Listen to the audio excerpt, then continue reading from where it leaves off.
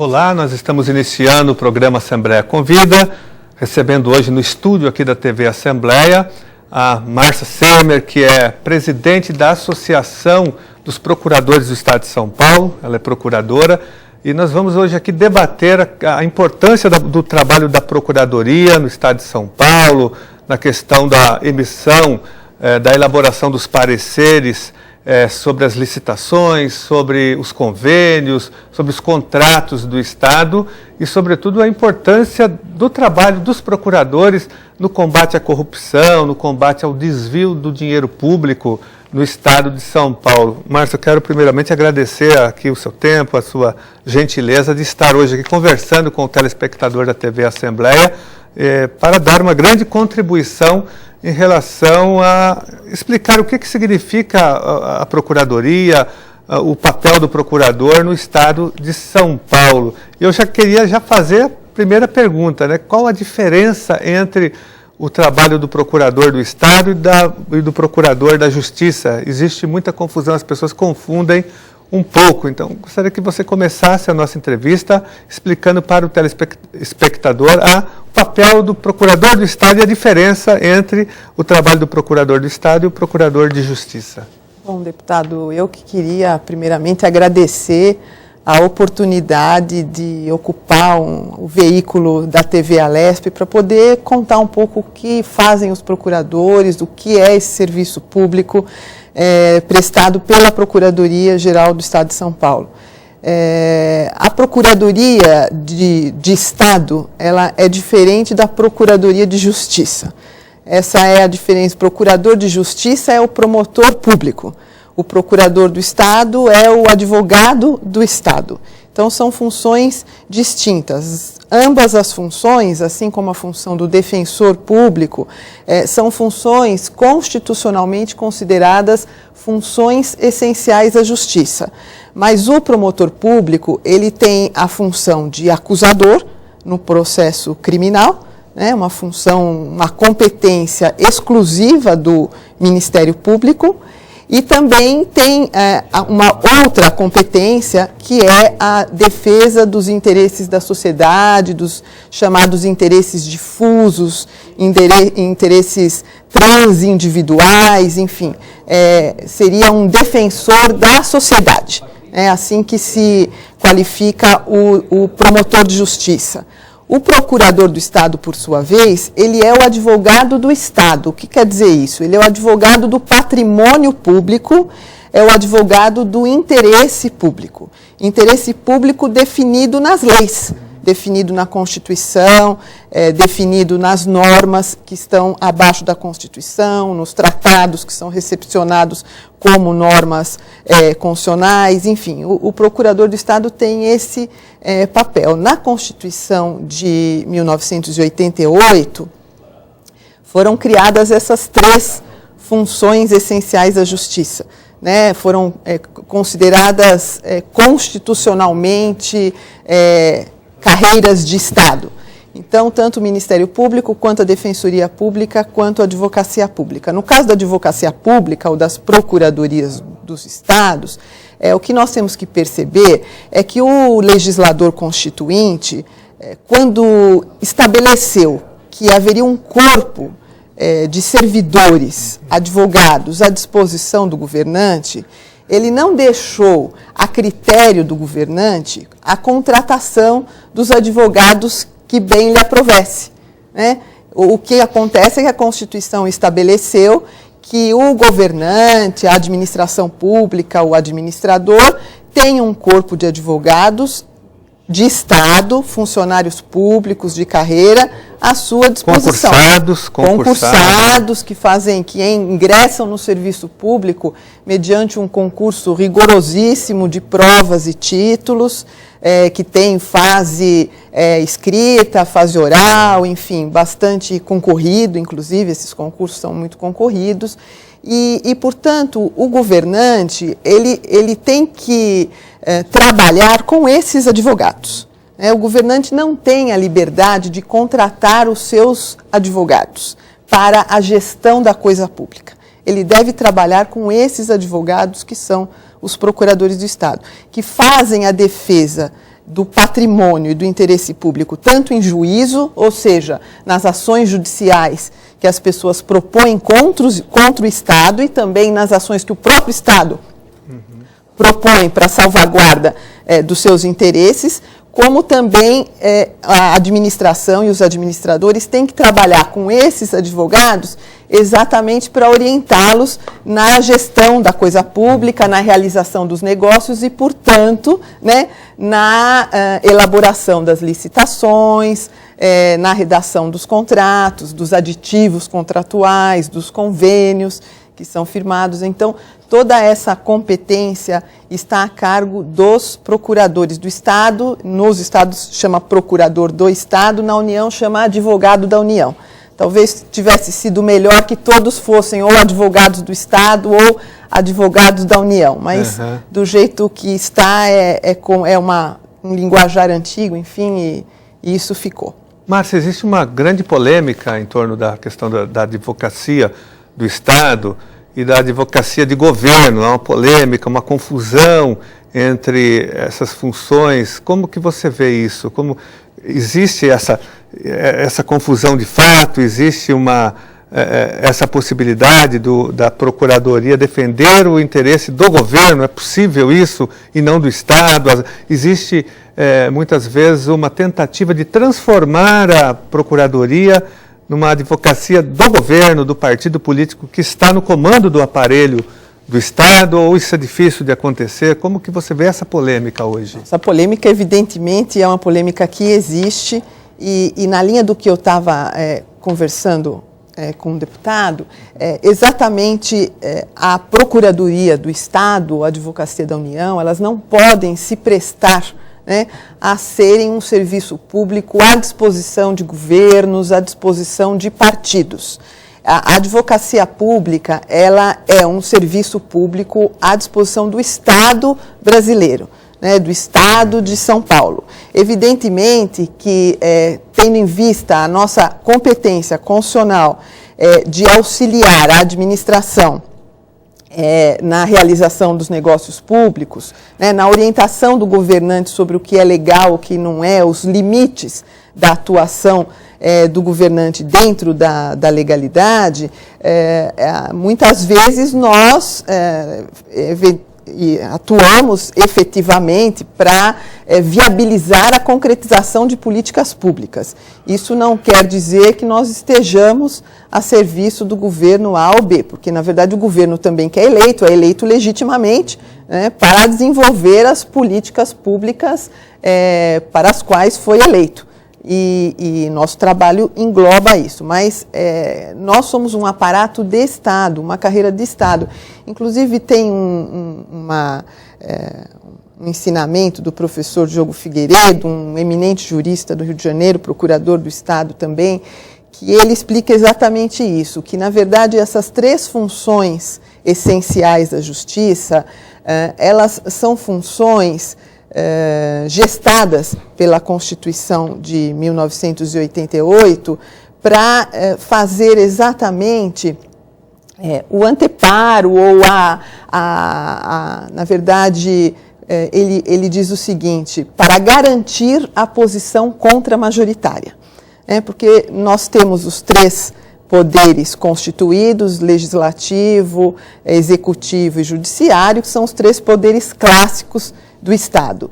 E o professor Diogo diz o seguinte, que além desses três poderes clássicos do Estado, a Constituição de 88 trouxe uma formatação bastante novidadeira, que foram as funções essenciais da Justiça, que são exatamente funções criadas para garantir que esses três poderes do Estado brasileiro efetivamente exerçam o seu trabalho dentro do regramento jurídico, enfim. São instituições que estão aí não só para ajudar que as coisas ocorram nos limites da lei, mas também para instar os órgãos de poder a darem concretude aos princípios constitucionais, né? Por exemplo, a nossa Constituição prevê que nós devemos trabalhar para redução das desigualdades. Esse é um objetivo constitucional expresso, né? Então, tanto o Ministério Público pode tomar iniciativas de entrar com ações civis públicas, enfim, para forçar o poder, por exemplo, a fornecer creche para todas as crianças, né? Como a Defensoria Pública pode também, na defesa do direito dos hipossuficientes, fazer essa atuação, como a Advocacia Pública, por sua vez, também ajudando a formatar as políticas dentro dos limites aí da lei. Não, ficou muito claro, então, essa diferenciação. Por exemplo, se um secretário de Estado é acusado pelo Ministério Público de recebimento de propina, o procurador não sai em defesa dele. Não. Não. Não. Tá. Não é papel da Procuradoria. Ele tem que contratar um advogado particular para defendê-lo. Ele tem que contratar um advogado particular. Existe até uma discussão no Estado, em alguns estados da Federação também, com relação a se o próprio Estado não deveria garantir o administrador de alguma maneira, né? Mas nós temos sido muito convictos no sentido de que, ainda que o Estado entenda que deva prestar esse auxílio, essa salvaguarda para o gestor, para o administrador, não seria papel do procurador do Estado fazer essa defesa, porque nosso papel é exatamente a defesa do patrimônio. E se há um órgão do Estado dizendo que o patrimônio do Estado está sendo violado, não caberia à Procuradoria vir na defesa do agente que eventualmente ou possivelmente tenha malversado o dinheiro público. Márcia, e os procuradores estão distribuídos em várias secretarias, autarquias estaduais. Vocês são em quantos no estado de São Paulo? Nós somos hoje 1.030 aproximadamente no estado de São Paulo, e nós temos duas grandes frentes de atuação dentro do serviço público de advocacia, né? Que é a advocacia contenciosa. Na verdade, todas as ações propostas contra o Estado de São Paulo, por um servidor público, por um prestador de serviço, por um cidadão que entenda que o Estado tenha prejudicado de alguma maneira a sua vida, enfim. Quem entra com a ação contra o Estado terá no polo de defesa do Estado um advogado procurador do Estado de São Paulo, né? Então, nós fazemos esse trabalho. E, além desse trabalho, nós atuamos junto a todas as consultorias jurídicas do Estado, das secretarias de Estado, das autarquias, e ainda temos 2 postos, vamos dizer assim, avançados junto à Secretaria da Casa Civil, que é a assessoria jurídica do governador e a assessoria técnica legislativa, exatamente para trabalhar com projetos de lei e com os vetos, com as sanções a cargo do governador. Márcia, então, feita essa contextualização, que você fez muito bem do trabalho, da importância da Procuradoria, dos procuradores e procuradoras, eu quero entrar num assunto extremamente importante, porque nós recebemos aqui na Assembleia Legislativa, recentemente, um projeto do governador Geraldo Alckmin, que é o PLC, o Projeto de Lei Complementar número 25 de 2013, que reestrutura a lei orgânica da Procuradoria Geral. É um projeto extremamente polêmico, porque ele tem criado uma grande discussão aqui na Assembleia Legislativa. Eu sei que vocês estão altamente mobilizados aqui e fazendo debates, inclusive dentro da Assembleia Legislativa também, explicando para os deputados as grandes incoerências e contradições desse projeto, que para nós, eu li o projeto, tenho acompanhado essa discussão. Eu diria que, se esse projeto for aprovado, nós poderemos aqui estar dando um grande passo no sentido de retroceder em São Paulo na luta contra a corrupção, contra a improbidade administrativa. Eu até comparo esse projeto à PEC número 1, a PEC da impunidade, ou a PEC 37, que foi derrotada, inclusive, recentemente no Congresso Nacional por conta das manifestações das jornadas de junho. Eu entendo que seria um verdadeiro retrocesso a aprovação desse PLC. Eu queria que você falasse um pouco dessas contradições, como que vocês estão vendo esse projeto, o que ele representa para a carreira, né? Eu sei que existem muitas críticas em relação a ele, eu queria debater um pouco com você em relação a esse projeto. Por exemplo, alguns temas que são levantados, não houve uma consulta ao Conselho Superior da Procuradoria, o projeto veio de cima para baixo, não houve uma ampla discussão com a categoria, né? Não teve uma gestão democrática na formulação desse projeto, ele não representa os interesses dos procuradores e das procuradoras, tanto é que nós tivemos aqui manifestações, aqui, assembleias aqui com 300, 400 procuradores se colocando contrariamente ao projeto, mais de 800 emendas foram apresentadas ao projeto, pedindo alterações, fazendo alterações.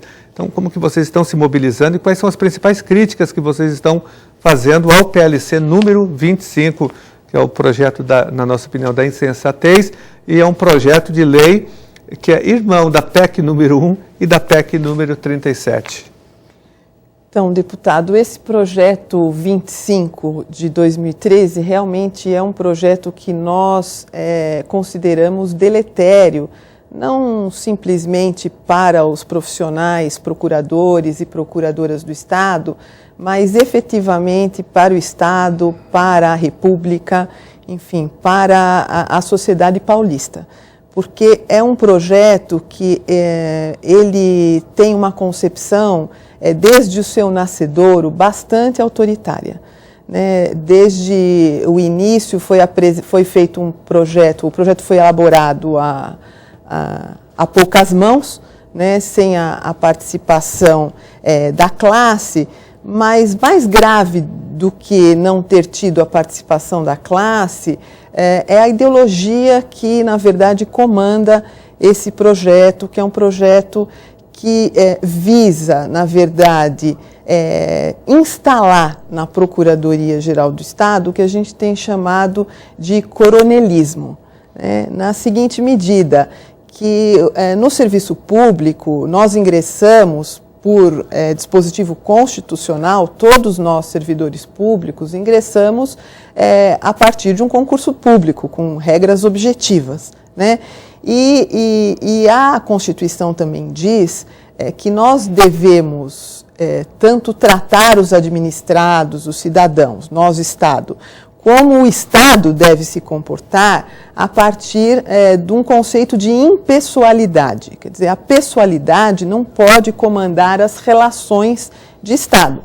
O Estado não pode ser melhor com o cidadão A porque ele é amigo do deputado, porque ele é amigo do governador, ou porque ele é amigo do juiz, nem porque ele é amigo do procurador, né? O Estado tem que ter um regramento objetivo para lidar com tudo. A mesma coisa dentro do funcionalismo público. De nada adiantaria nós, todos, servidores públicos, ingressarmos no serviço público por concurso, né? Se dentro do serviço público ficamos submetidos a uma situação de pessoalidade, né? Na verdade, de ser colocado para trabalhar aqui ou ali por conta dos nossos belos ou dos nossos horrorosos olhos. Então, não pode funcionar assim. Vocês têm uma lotação de cargo quando você assume? Nós você temos. Tem lotação. Então, esse projeto, na verdade, ele além de criar uma estrutura extremamente verticalizada dentro da Procuradoria, com muitos cargos de chefia, o que para quem é da área jurídica e das carreiras jurídicas do Estado, soa como uma, vamos dizer assim, formatação muito inapropriada, ele também implanta essa situação de que uma vez nós passando pelo concurso de ingresso, nós vamos ficar o resto da vida dependentes de quem quer que esteja no comando para termos os nossos postos de trabalho definidos. O senhor é professor, né? Isso. E sabe que os professores todo ano passam pelo processo de escolha, no processo de atribuição de aulas. E remoção, né? Também. Depois. E remoção também. Pois é, multa, remoção. Na Procuradoria-Geral do Estado, infelizmente, já está funcionando, do nosso ponto de vista, de forma absolutamente inconstitucional, essa sistemática de decidir, do comando decidir aonde o procurador vai trabalhar. Na nossa área consultiva, né, nós, infelizmente, tivemos aí um último concurso de remoção, onde o profissional escolhia que ia para a área consultiva, só que a área consultiva, que tem 40 diferentes lugares de trabalho, com mais de 250 pessoas, né, na verdade, quem define onde o colega vai trabalhar é o Procurador-Geral do Estado. Mas acho que por isso que eu comparei aqui com a PEC número 1. A PEC número 1, eu não expliquei para o telespectador, é a proposta de emenda à Constituição Estadual, que está tramitando ainda, mas acho que agora sem chance alguma de ser aprovada, que concentra todo o poder na mão do Procurador-Geral da Justiça, que na verdade impede que os 2.000 promotores e procuradores possam investigar aqui os crimes cometidos por deputados, prefeitos e secretários, entendeu? Então, por isso que eu comparei, existe no PLC número 25 também é uma concentração de poder nas mãos do Procurador-Geral. Há uma enorme concentração de poder nas mãos do Procurador-Geral no PLC 25. E o grave dessa situação, deputado, é exatamente isso. Quer dizer, na verdade, há um tom de pessoalidade nas relações que se estabelece no âmbito do serviço público, o que é absolutamente inadequado, principalmente para esse profissional que vai lidar com o controle das licitações, contratos, convênios, aditivos contratuais. É uma aberração inominável. Ele fica refém do Procurador-Geral e dessa situação de instabilidade. Exatamente, fica à mercê de uma situação de instabilidade, fica dependente do comando da instituição para saber aonde vai trabalhar, né, e fica sujeito a ser tirado do seu posto de trabalho sem qualquer fundamentação, né, sem qualquer justificativa, a não ser a que vai única e exclusivamente na cabeça do próprio Procurador-Geral do Estado. A gente tem dito o seguinte, que, na verdade, não se pode tratar um órgão público, não se pode tratar a advocacia do Estado, o Procurador-Geral do Estado não pode assumir a função ou o papel de dono do escritório, porque ele não é o dono do escritório, né? O Procurador-Geral do Estado, ele é um servidor público, como todos os outros, que ingressou na Procuradoria da mesma maneira que todos os outros, que circunstancialmente tem a função de gestor da advocacia pública do Estado, mas que não é dono do escritório e, portanto, não pode ficar determinando exatamente o que os outros advogados, onde os outros advogados vão atuar, né? É preciso que haja regras objetivas. Nós nem falamos de inamovibilidade, porque o próprio serviço público, na área de consultoria principalmente, pode acontecer de uma secretaria ser extinta, de uma secretaria ser criada, e nós precisarmos dar conta desse trabalho. Agora, tudo isso é possível de ser pensado a partir de regras objetivas. Quer dizer, ocorreu a extinção de uma secretaria, nós precisamos ter regras objetivas para saber o que se faz nessa situação. Como você vai aproveitar aquele profissional que trabalhava numa secretaria extinta e para onde ele vai e por que ele vai, a partir de que critério. Porque senão o profissional fica à mercê da vontade, do desejo, da simpatia ou da antipatia de quem dirige a instituição, e no serviço público não pode ser assim. Márcia, eu vou fazer aqui um rápido intervalo e nós voltamos aqui com o debate agora em torno do PLC, o Projeto de Lei Complementar número 25, eu diria que o perverso e danoso projeto que pode colocar em risco todo o trabalho dos procuradores e procuradoras do Estado de São Paulo.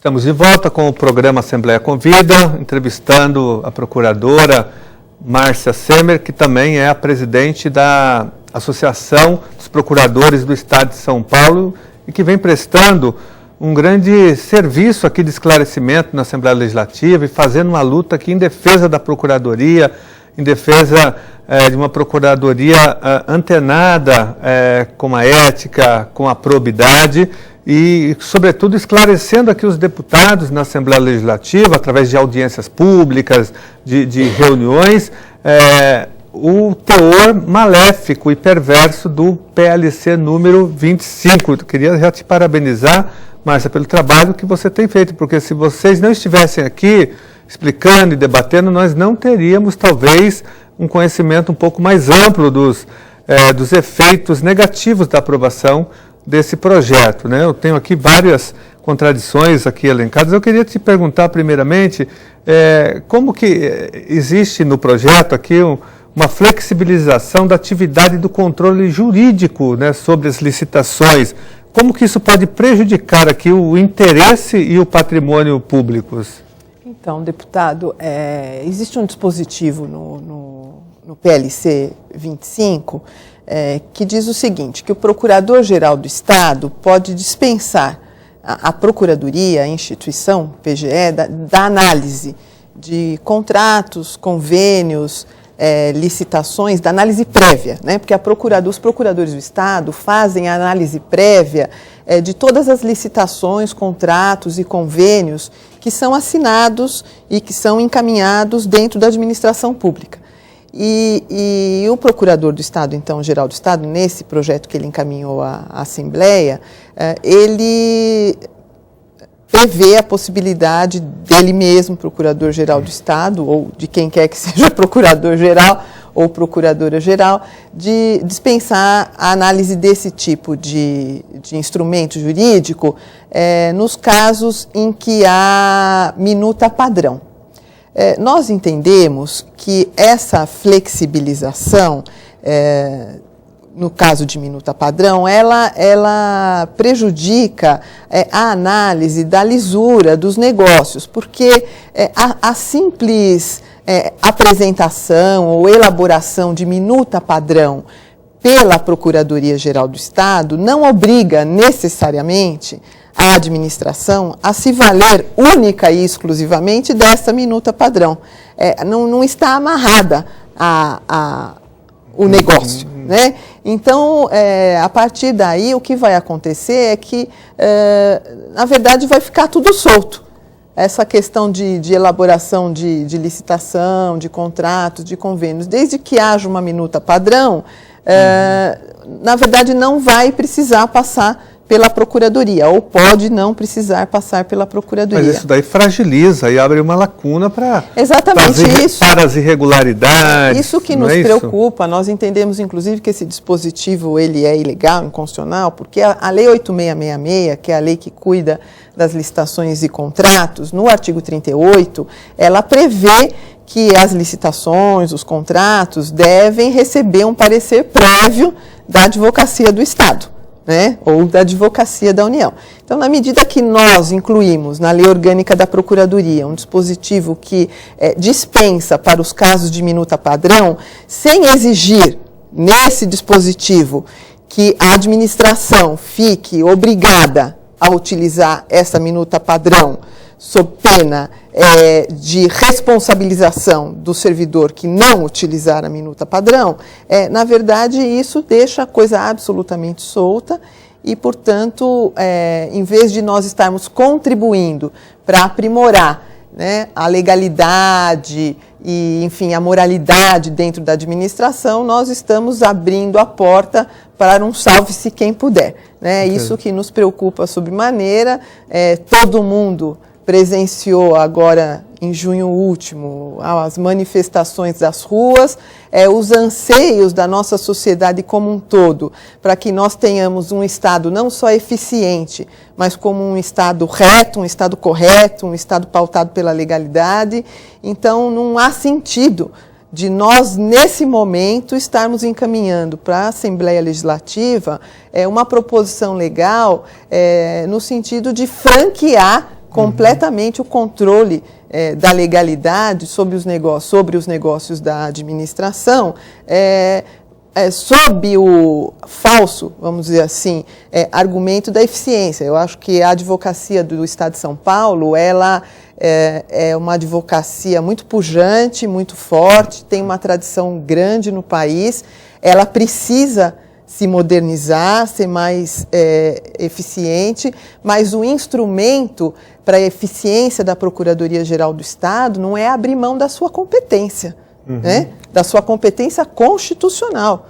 Um instrumento para isso é nós criarmos formas inteligentes, propositivas, de cada vez mais exercermos o controle da legalidade dentro da administração. A Constituição da República, ela é pródiga em criar mecanismos de controle de legalidade para a administração pública, não só com relação às 3 funções essenciais da Justiça, que são o Ministério Público, como eu já disse, a Defensoria e a Advocacia Pública, mas também quando estabeleceu uma série de competências importantes para os tribunais de contas dos estados e da União. Quer dizer, são uma série de dispositivos, todos no sentido de criar amarras para que a administração funcione de uma maneira correta, de uma maneira eficiente, de uma maneira sem desvios de recursos públicos, enfim. Mecanismos não faltam. Agora, nós precisamos que esses mecanismos sejam implementados com inteligência, com gestão da coisa pública eficiente e não abrindo mão de competência. Você colocou muito bem quando você levantou, Márcia, essa questão das jornadas de junho, as grandes manifestações que ocorreram e continuam ainda ocorrendo em todo o Brasil, mas um dos pontos centrais dessa grande luta, dessa grande mobilização foi a questão da luta contra a corrupção, a luta que foi traduzida na luta contra a PEC número 37. Nós ficamos perplexos em saber que mesmo com todas essas movimentações, o governo tem encaminhado um projeto como esse que fragiliza exatamente esse trabalho que vocês vêm desenvolvendo, né? E principalmente nessa área de desvio de dinheiro público. Eu, como deputado, acompanho muito aqui, nós fazemos muitas diligências, investigações, porque a função do parlamentar, do deputado, é fiscalizar também. E tem muito desvio que nós constatamos, né? Nós acompanhamos o caso da Fundação para o Desenvolvimento do Ensino, a FDE, que é acusada constantemente de corrupção, superfaturamento de obras, de compra de material escolar. Recentemente, o ex-presidente da FDE foi afastado pela Justiça do cargo. Enfim, agora, esse projeto ele vai na contramão do que quer a sociedade, das jornadas de junho, e fragiliza o trabalho que vocês têm desenvolvido, de fazer essa fiscalização, esse controle do interesse do patrimônio deputado, público. Gera em nós uma perplexidade, essa falta de sensibilidade do governo e do próprio procurador-geral de encaminhar um projeto como esse, que fragiliza o trabalho, esse controle que vocês têm realizado muito bem aqui no Estado de São Paulo. Então, nós realizamos, e até digo ao senhor, deputado, que poderíamos realizar muito melhor.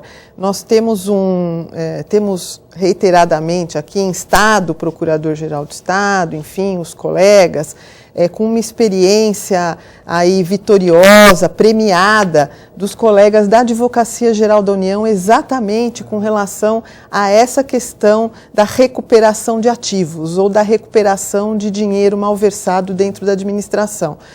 Os colegas da Advocacia Geral da União têm um trabalho pioneiro, que inclusive foi premiado com aquele prêmio Inovare há 2 anos atrás, porque criaram um setor dentro da advocacia pública da União, exclusivamente voltado à recuperação de dinheiro malversado dentro da administração pública, de dinheiro fruto de corrupção, né? Fruto de desvio, de uso fora da finalidade, enfim. E desde quando se começou a falar da elaboração de uma nova lei orgânica, nós temos reiteradamente manifestado a importância da Procuradoria-Geral do Estado de São Paulo de criar um setor semelhante dentro da Procuradoria. E qual não foi a nossa surpresa quando vimos que no projeto que veio aqui para a Assembleia não há uma proposição específica nesse sentido, né? O único dispositivo aí que usa a expressão recuperação de ativos diz respeito à recuperação de tributos, né? E na verdade, nós precisamos ir além, porque a Procuradoria-Geral do Estado ela é responsável pela defesa do patrimônio público, como eu disse ao senhor. Então, evidentemente que todas as situações de malversação de dinheiro, compete à Procuradoria-Geral do Estado ir atrás da recuperação desse dinheiro, judicialmente buscar a recuperação desse dinheiro. A nossa frente de atuação é enorme, né? Nós temos uma competência... Isso ajuda, na verdade, aumenta a arrecadação do Estado de São Paulo. Também aumenta a arrecadação. O dinheiro que vai para a educação, para a saúde, vocês cumprem um papel importante nessa área. Não tenha dúvida. Agora, nessa questão da eficiência do Estado e na eficiência do serviço público, em algumas ocasiões a especialização e, no caso, a criação de um setor específico destinado a isso, não só mostra a predisposição do órgão público, do próprio Estado brasileiro, de ser mais reto, né, como também acaba gerando recursos para o Estado. A Procuradoria, a Advocacia da União, no primeiro ano de trabalho, recuperou 600 milhões de reais, deputado, o que não é pouca coisa, né? Então, a gente louva esse trabalho deles e a gente fica entristecido, de uma certa maneira, né, de um órgão específico nesse sentido não ser previsto quando se encaminha um projeto de lei orgânica aqui para casa, porque os projetos de lei orgânica são projetos para durar 10, 20, 30 anos, são projetos para o futuro, que devem projetar a instituição para o futuro, né? E nós não vemos isso nesse projeto, entendemos que é um projeto anacrônico também, e inclusive um projeto pouco aberto à sociedade, porque também acho inconcebível que se proponha uma ouvidoria que não seja uma ouvidoria externa, uma ouvidoria a partir, que tenha como ouvidor geral ou ouvidora geral um representante da sociedade civil. Não cabe mais, eu acho que as nossas instituições jurídicas, Ministério Público, Defensoria e Procuradoria, que estejamos fechados à sociedade. Nós temos que nos abrir à sociedade. Inclusive, eu acho importantíssimo o olhar externo para o nosso trabalho, porque nós mesmos, olhando para o nosso trabalho, podemos não ver, né, problemas que uma pessoa de fora talvez tenha mais condição, mais independência, mais tranquilidade de enxergar. Então, também seria acho que para mim, palmar que a ouvidoria fosse proposta a partir, né, de uma visão de ouvidoria formada por algum integrante de órgão da sociedade civil, a ser indicado, enfim, pelo Conselho Estadual de Defesa da Pessoa Humana, alguma coisa nesse sentido, né? Com certeza, eu acho muito importante isso que você colocou, dessa participação social, né? Não diria de controle, mas de acompanhamento do trabalho dos procuradores, até porque o trabalho que vocês realizam em defesa do interesse do patrimônio público é de interesse de toda a sociedade, porque nós que sustentamos com os nossos impostos o patrimônio público e o interesse público. Então, sim, é fundamental que haja uma participação da sociedade, um acompanhamento. Nós não temos nada a esconder, deputado. Ao contrário, nós queremos mostrar o nosso trabalho para a sociedade, para que a sociedade compreenda a relevância dessa função dentro do serviço público, enfim, e possa nos ajudar a aprimorarmos cada vez mais o nosso trabalho. Márcia, uma coisa, no primeiro bloco aqui da nossa entrevista, nós discutimos um pouco essa contradição, essa fronteira entre a advocacia pública e a advocacia de governo, né? Mas eu me lembro que antes do projeto ser encaminhado à Assembleia Legislativa, havia uma polêmica de que exatamente havia um dispositivo, me parece que na minuta do projeto inicial, que depois esse item foi retirado, mas de que a Procuradoria faria a defesa dos agentes públicos, né? Sim. Mas parece que houve muito desgaste, vocês denunciaram e a opinião pública ficou contra e o governador pediu para retirar do projeto. Mas mesmo assim, o projeto ainda o projeto encaminhado aqui, o PLC número 25, ele continua reafirmando essa contradição, não é isso? O projeto ainda reafirma essa contradição exatamente naquela medida que eu coloquei para o senhor, que nós, na verdade, vamos estar trabalhando dentro de uma estrutura coronelista de Estado, né? Dentro de uma estrutura onde o comando da instituição vai, na verdade, dirigir a vida de todos os outros profissionais. Dentro das carreiras jurídicas, deputado, tanto magistratura como Ministério Público, quanto Defensoria Pública e também a Advocacia Pública, é muito importante que todos nós tenhamos garantias para podermos trabalhar sem estarmos submetidos a comandos partidários, a comandos de governo, ou a simpatias ou antipatias. Aliás, isso é próprio a todo o serviço público. O funcionário público, ele não pode trabalhar submetido a regras pouco objetivas, né? Estávamos falando isso também. Exatamente. Quer dizer, a objetividade deve pautar toda a vida funcional do servidor público.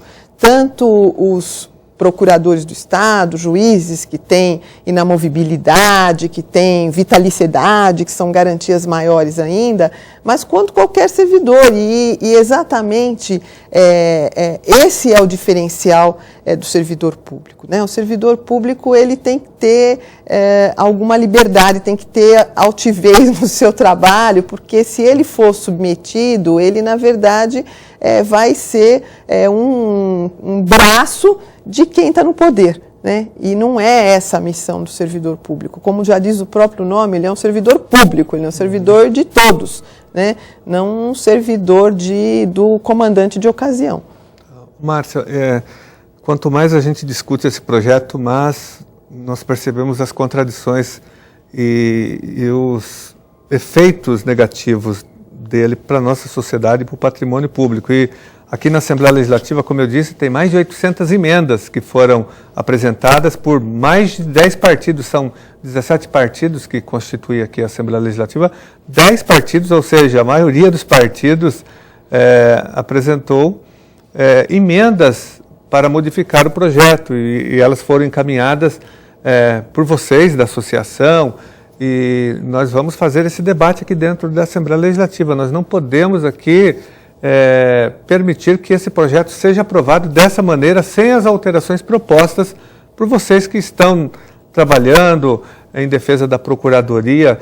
E eu quero também aproveitar aqui, nós estamos já quase encerrando o nosso programa, Márcia, mas já fazer um apelo aqui ao telespectador que está nos assistindo para que participe dessa luta, porque a luta em defesa da probidade administrativa, da lisura administrativa, não depende só de vocês, da Procuradoria, hoje depende de toda a sociedade. Se esse projeto for aprovado aqui na Assembleia Legislativa, nós vamos ter um verdadeiro retrocesso nessa área.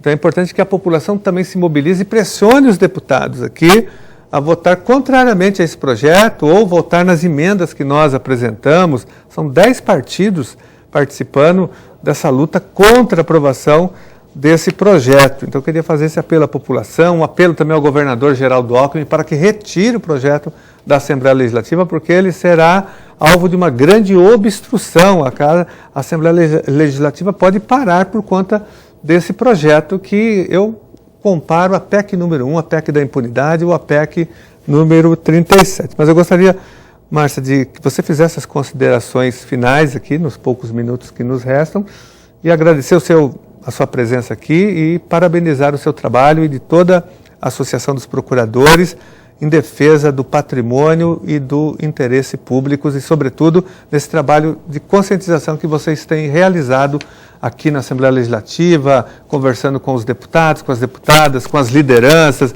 participando das audiências públicas, das reuniões. Esse trabalho é muito importante porque é um trabalho em defesa da cidadania no estado de São Paulo. Então, para você fazer as considerações finais aqui em 1 minuto e meio. Deputado, eu queria primeiramente agradecer mais uma vez imensamente a oportunidade aqui de estar conversando com o senhor, de estar falando para a sociedade de São Paulo sobre esse projeto que realmente nos preocupa sobremaneira.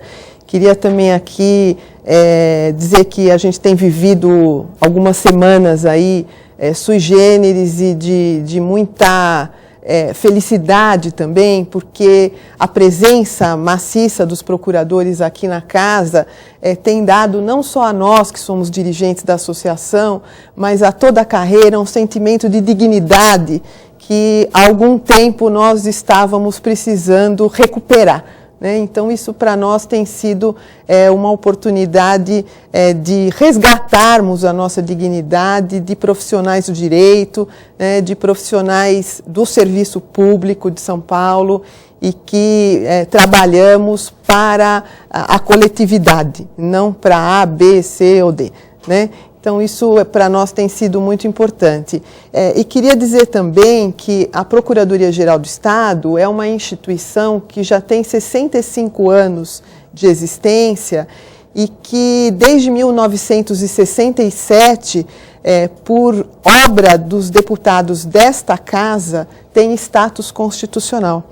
Então, 20 anos antes da Constituição de 88, reconhecer a Procuradoria-Geral do Estado como uma instituição de índole constitucional, essa Casa de Leis, a Assembleia Legislativa de São Paulo, já o fazia, já o tinha feito.